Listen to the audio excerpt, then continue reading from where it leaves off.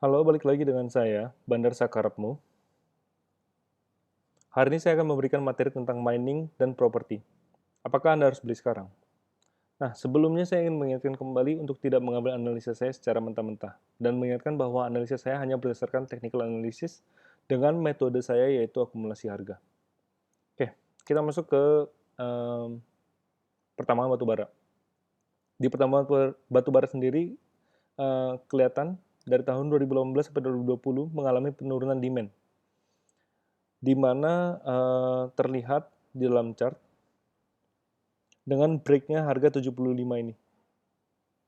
Dengan break-nya support, maka terlihat demand turun ya. Demand turun, maka harga juga turun. Nah, 75 ini menjadi level penting buat saya. Kenapa? Karena di harga 75 ini saya menganggapnya sebagai harga mahal. Harga mahal itu apa? Harga mahal adalah harga di mana kita sebagai pelaku pasar mengetahui yang namanya euphoria phase, di mana ketika harga sampai di titik euphoria phase, maka kebanyakan orang akan masuk secara emosional dan berharap akan ada demand di harga tersebut sampai ke harga titik tertinggi sebelumnya, yaitu ada di 100-an. Kita lanjut ke weekly 2019 sampai 2020. 1,5 tahun ini, di dalam 1,5 tahun ini, harga batubara jatuh terus. Harga batubara jatuh terus sampai di November 2020. Di November 2020, kelihatan nih kalau misalnya dia break downtrendnya di 61,50. Dia break downtrendnya, sehingga sekarang harga akan kemana? Dengan adanya demand yang positif dari akumulasi harga, harga akan balik ke harga mahal ini, yaitu ada di 75. Pengaruhnya apa sih ke emiten-emiten yang bergerak di bidang batubara? So, kita lanjut ke PTBA. Nah, PTBA kita bisa lihat monthly dan daily-nya ya. Di monthly, ini semua sudah saya akumulasiin harganya ya. Udah diakumulasiin harganya, jadi kelihatannya bakal begini. Kita lihat wave-nya aja. Oke. PTBA. PTBA ini overall ini masih di ranging market atau hype market. Atau wave pertama lah, lebih gampang wave pertama. Nah, di wave pertama ini kita sebagai pelaku pasar itu harusnya gimana sih? Seharusnya adalah menunggu harga mendekati titik nol atau titik di mana harga itu pertama kali ada dengan confluence yang tepat. Maksudnya confluence yang tepat itu apa? Confluence menghitung atau mengakumulasi harga melebihi demand sebelumnya.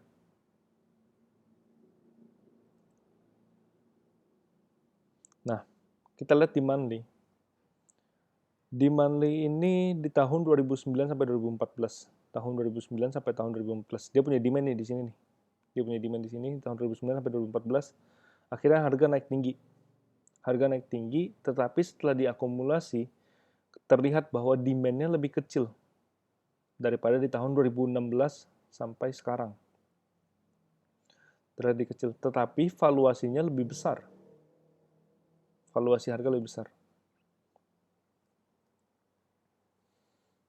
Sekarang untuk PTBA sendiri, kalau dilihat dari monthly, harusnya gimana sih kita sebagai pelaku pasar? Nah, kalau kalian mau beli PTBA, kita lihat aja. Ini kalian beli berdasarkan sentimen call yang akan naik ya. Kalian beli berdasarkan sentimen call yang akan naik.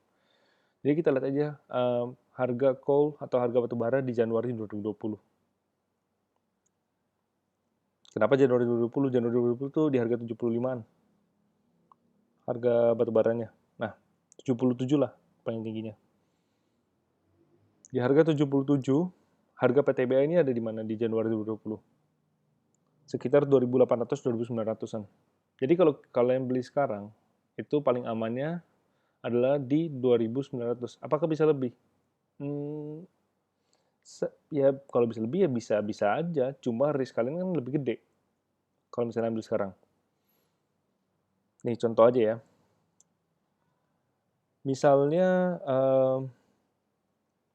kita anggap aja dari sini ke sini itu, kita anggap aja kalian lihat itu dari tahun 2016 sampai tahun 2020, maka akan tercipta satu ranging wave, ya kan? Satu ranging wave. Nah, kalau misalnya kalian beli sekarang, kalau misalnya kalian nunggu yang namanya akumulasi positif untuk melebihi demand sebelumnya, akumulasi positif, lalu kalian beli di situ, menurut saya itu nggak worth it. Kenapa? Karena harganya udah mahal di situ. Selalu di ranging wave atau hype market ini, kita selalu ambil 50% aja. Loh, kok cuma 50%? Iya, ketika harga udah mencapai 50% dari wave, maka harga sudah terlihat mahal. Karena ini hype market, bukan trending market. Di hype market ini, harga paling aman itu harga mendekati 0, dan harga paling mahal itu harga di 50% atau setengahnya dari wave-nya. Saya selaku pasar, kalau misalnya harganya udah 0, habis itu ada akumulasi harga, saya akan take profit di 50% dari wave tersebut untuk mengurangi yang namanya risk. Kalau misalnya tiba-tiba dia naik ke 80% atau melebihi, anggaplah dia naik ke 80%. Terus orang-orang pada bilang, rugi dong, nggak nunggu sampai ke 80%. Kita mana tahu bakal nyampe ke 80%. Yang kita tahu adalah gimana mengurangi risk dan bisa mengambil profit secara aman untuk melindungi aset kita, untuk melindungi uang kita. Dan kalau misalnya dia naik melebihi melebihi wave-nya, gimana dong? Ya kita tunggulah, kita tunggu sampai dia bikin ke wave kedua, lalu kita valuasi ulang,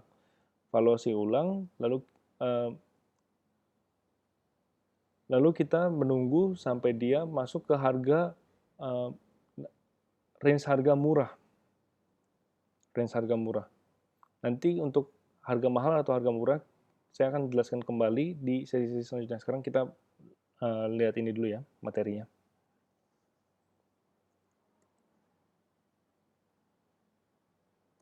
Nah, kita lihat kenapa sih cuma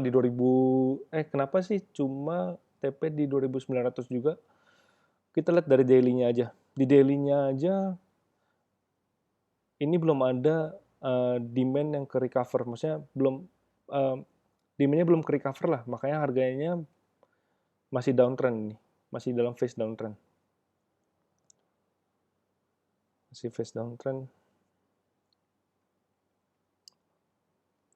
Makanya kenapa cuma di 2.900 kalau misalnya kalian beli berdasarkan sentimen dari kenaikan harga batu bara.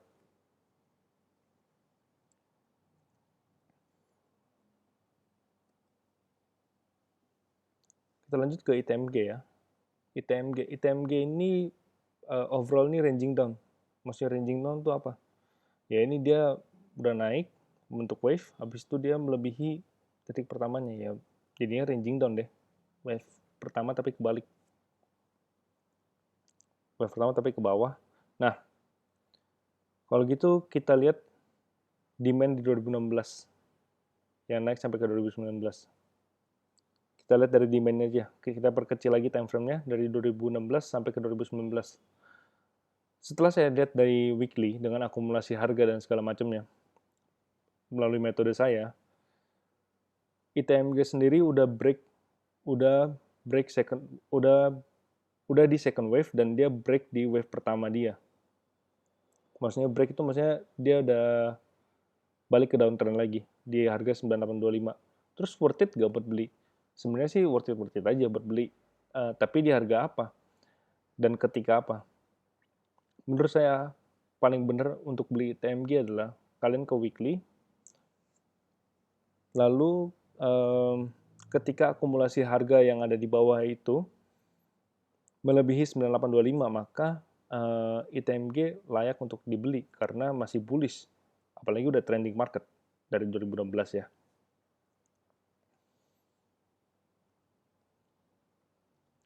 Terus kalau dilihat dari daily 2019 gimana? Dari daily 2019 PTBA dari daily 2019 itu sama kayak PTBA, belum recover sama sekali.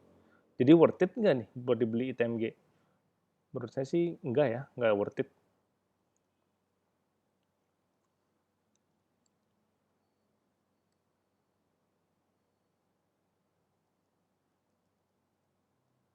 Kita lanjut ke nikel. Nikel ini lagi hype karena adanya electric vehicle. Nah, nikel sendiri kayak gimana sih secara monthly dan di daily dari tahun 2020, kalau monthly dari tahun 2016. Di monthly kita bisa lihat kalau nikel ini adalah masih di hype market. Masih di hype market. Kok ini nggak hitung jadi second wave? Padahal katanya kayak second wave kan. Tapi setelah akumulasi harga, ini ternyata masih di hype market. Dan lagi rally untuk menuju ke second wave. Bakal berhasil atau enggaknya, saya tidak tahu. Nah, kita lihat daily-nya. Daily-nya market udah rally ya dari Maret. Market udah rally dari Maret. Dan dia udah membentuk wave ketiga, lagi membentuk wave ketiga. Karena belum ada pullback, jadi masih membentuk wave ketiga, karena belum ada pullback. Masih wave kedua ini. Nah, what to do? Harus ngapain nih dengan keadaan nikel yang membaik? Kalau kalian menunggu dan kalau misalnya kalian nggak mau masuk dalam hype market ini, ya kalian tunggu demand ini sampai bentuk wave kedua. Udah bentuk wave kedua, kalian ambil harganya, harga terbaiknya. Harga terbaik itu ada di range antara 750 sampai 1100. Tapi setelah dia nyentuh harga itu, harus ada confluence yang benar.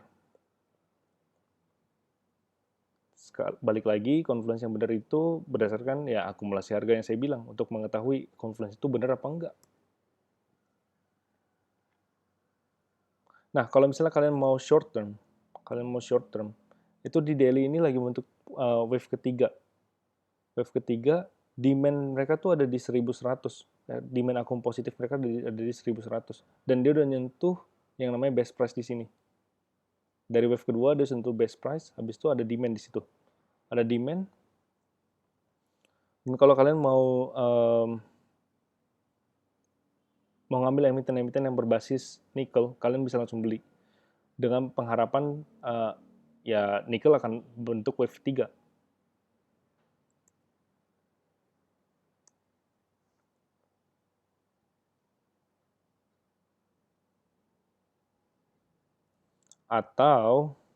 Atau bisa juga sama kayak di monthly.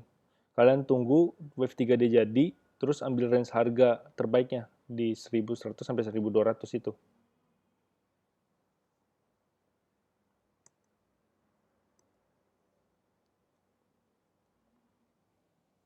Nah, kita masuk ke Antam. Antam ini lumayan menarik. Kenapa? Pertama dia ada di hype market ya, ranging bullish.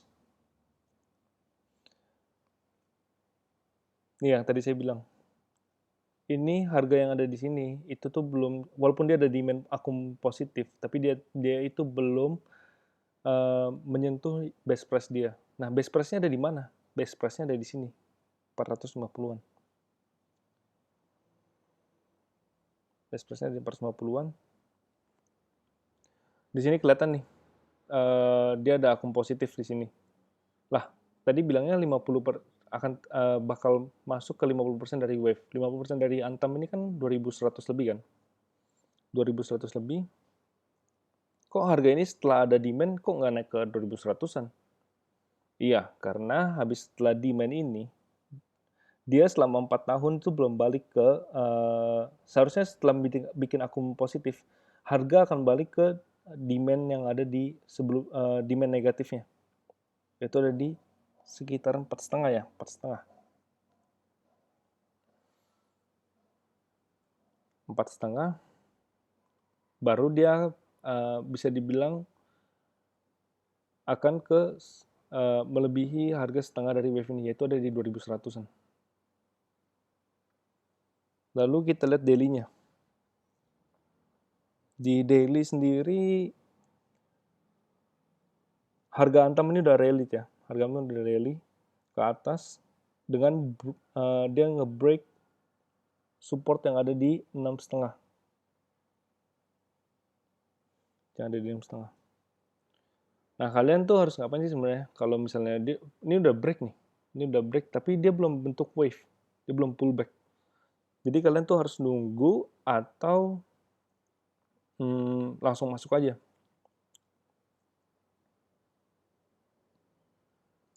Ini balik lagi ke risk management kalian. TP yang ada di Antam, maksudnya take profit paling aman yang ada di Antam ada di 2100. Sedangkan risk di Antam ada di bawah akumulasi ini. Itu ada di 4,5. Sekarang kalau kalian beli Antam di 1200, kalian hitung aja risk kalian berapa, terus reward kalian berapa. Beneran menurut kalian itu worth it nggak? Kalau saya sih nggak. Kalau saya sih bilang itu nggak worth it banget ya. Jadi baiknya gimana? Baiknya adalah kita lihat di daily aja. Kita lihat di daily.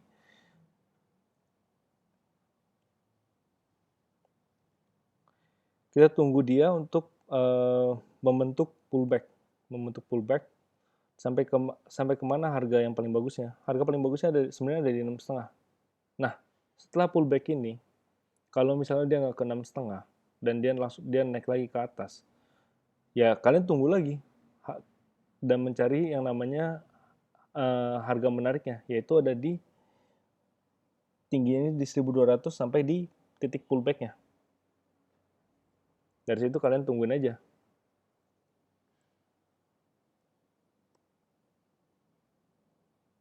Kita lihat dari Antam masih ranging market 2016.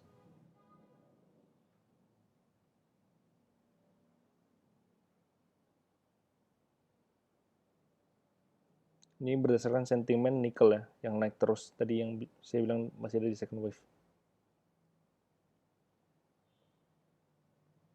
Ini kalau misalnya nggak ke 650 tadi, ya balik lagi kita ke second wave, terus kita cari harga best price-nya. Yuk kita lanjut ke Harum. Harum ini semenjak dari IPO ini dia itu turun terus. Kita lihat dari 2016, karena di 2016 ini demand dia paling gede. Diukur dari pada saat pertama kali dia IPO.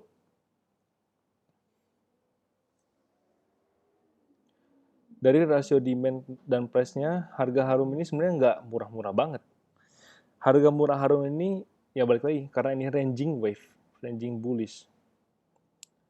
Harganya harus mendekati 0 dengan confluence tertentu, maka harga itu termasuk murah. Kenapa harus mendekati 0 sih? Karena selalu ya, hype market itu selalu kita menganggap harga mahal itu ada di 50%-nya. Ada di 50%-nya. Jadi makanya kenapa harga murah itu harus ada di mendekati 0 atau mendekati titik pertama kali dia bergerak. Dari situ kita baru bisa lihat tuh risk management kita. Kalau dia ada di sini, kalau misalnya dia ada di sini tapi sudah volume, itu worth gak buat kita beli. Sedangkan take profit kita adalah 50% dari wave-nya.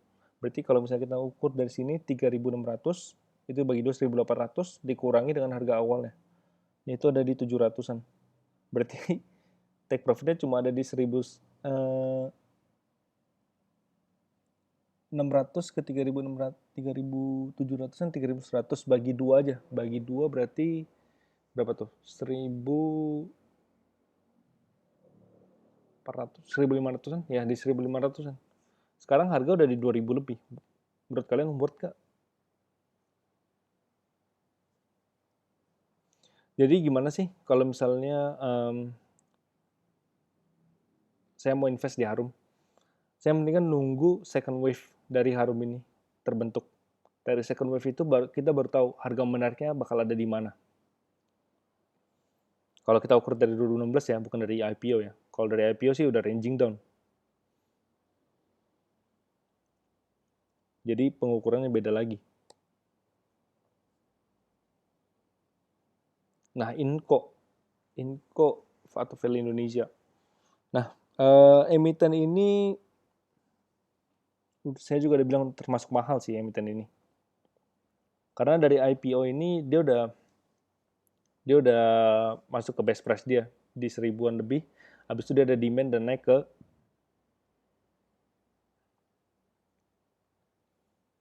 harga mahalnya yang ada di 5 ribuan.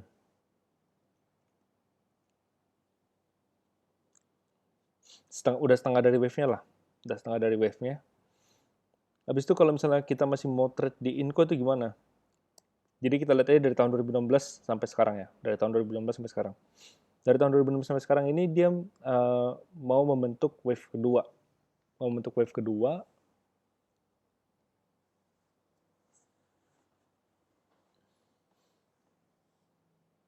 Mau membentuk wave kedua. Nah, sekarang tuh harga di mana? Harga ada di 4.800-an. Di 4.800-an. Mungkin nggak ketika dia mau bentuk wave kedua itu dia turun ke 1000 lebih, kan nggak mungkin. Jadi kemungkinan yang terbesar adalah dengan naiknya nikel juga, Inco akan naik terus. Inco akan naik terus.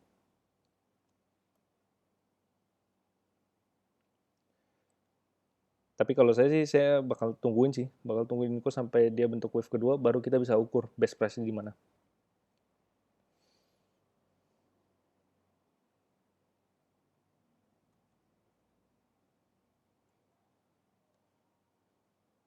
Dari daily sendiri best price-nya dari 2.900.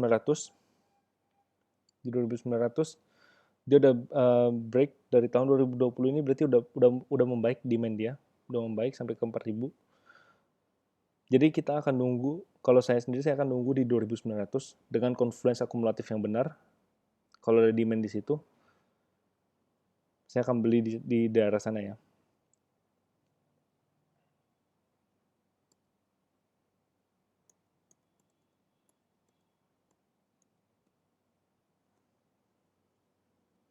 Nah, konklusinya apa untuk nikel dan batu bara? Konklusinya adalah hampir semuanya saya akan menunggu harga mereka untuk masuk ke harga yang menurut saya menarik. Jadi saya tidak akan masuk ke emiten-emiten yang memang lagi hype.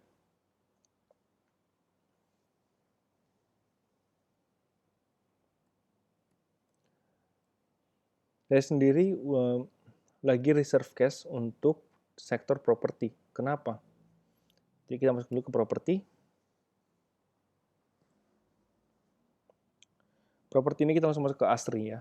ASRI ini kan emang lagi hot-hotnya kan, emang lagi naik terus dia sampai ke 200 lebih. Buat yang belum punya ASRI nih, ASRI ini lagi ada di hype market. ASRI lagi ada di hype market. Dia sudah mendekati titik nol atau titik awal dia pertama kali bergerak. Sekarang lagi nunggu apa? Bulan ini saya lagi nunggu kalau dia tutup di atas 200.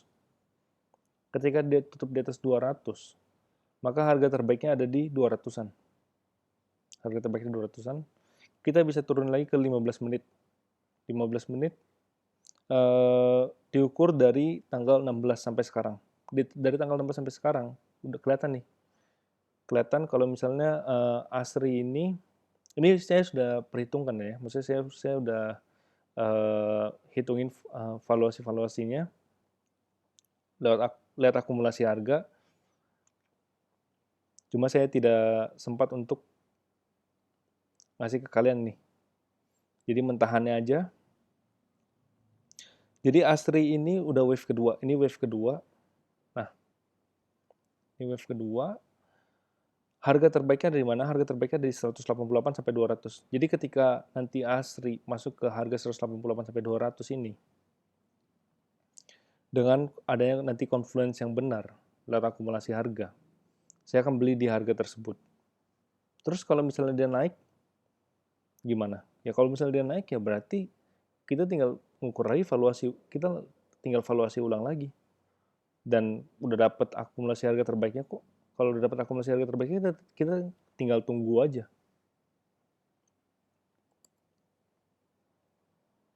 Jadi monthly ini yang tadi saya bilang udah masuk ke starting point awal harganya. Belum ada akumulasi positif di atas 200, harus nunggu bulan ini. Udah di second wave dari tanggal 16. Jadi tunggu di area-area itu 188 sampai 200. Sekarang kita masuk ke ADI. ADI juga sama. ADI ini masih ke hype market atau ranging wave, belum trending. Karena kalau kita ukur dari tahun 2004, dia break supportnya, habis itu dia naik ke atas. Jadi dimulai awalnya lagi dari sini. Base price dia di mana? Base price dia di range dari titik terendah sampai di sininya. Ini kelihatan ya. Nah, ADI sendiri ini menarik. Dia udah masuk ke range harganya, ke range harga base price, dan lagi nunggu akumulasi harga positif di atas 800. Kalau kita turun lagi ke daily, dari tahun 2019 sampai tahun 2020, cuma ADI di sektor properti yang demand-nya kembali naik. Tahu dari mana demand-nya kembali naik? Karena dari daily, dia udah break resistance di harga 800 ini. Jadi nanti bulan depan nih kita harus gimana sih? Ya sebenarnya sih nunggu lagi untuk ADI ada confluence yang tepat di harga 800 ini.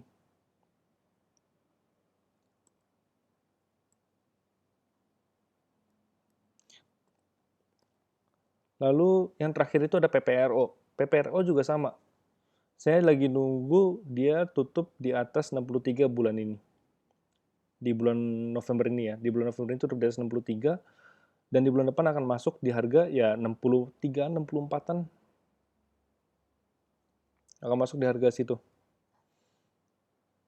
Karena menurut saya itu adalah best price dan ini hard market. TP-nya ada di mana?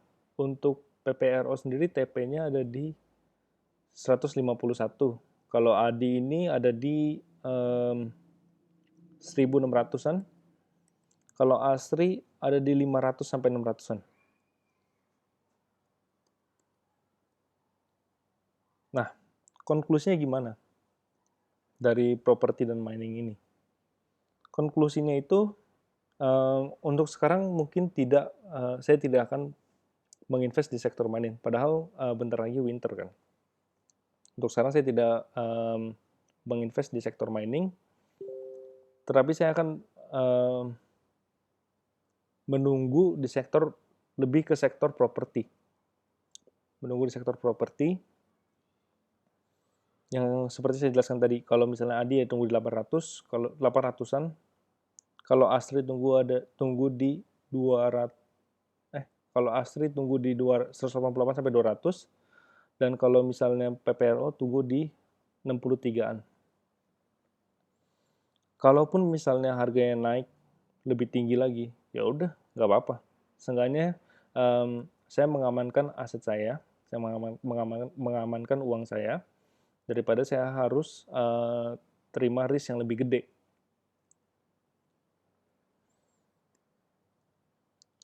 Itu aja materi kali ini dari saya. Semoga bermanfaat. Yang penting jangan ikut-ikutan apa yang lagi hype, kalian ikut-ikutan terus kalian nyangkut di sana. Oke, itu aja. Terima kasih.